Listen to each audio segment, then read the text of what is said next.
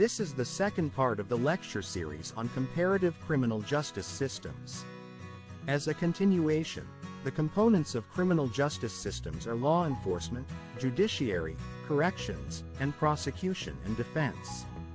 Moving forward, this lecture will tackle these components in the purview of the criminal justice systems of different countries in comparison with the Philippine criminal justice system. Law enforcement is one of the components of the criminal justice system.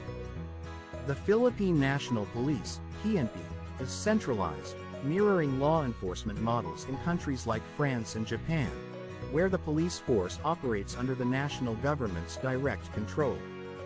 However, unlike the United States, where policing is decentralized and local authorities control law enforcement within jurisdictions, the PNP faces challenges in addressing diverse community needs across the Philippines.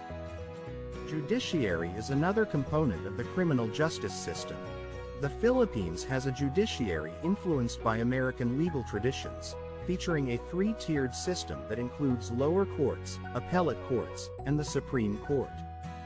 This structure resembles that of the United States and contrasts with the inquisitorial system found in Germany, where judges actively participate in the investigation process, leading to a more centralized judicial authority.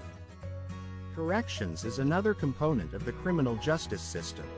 The Bureau of Corrections, BuCor, in the Philippines is plagued by overcrowding and underfunding, issues similarly found in Brazil, where prison systems are known for poor conditions and high violence rates.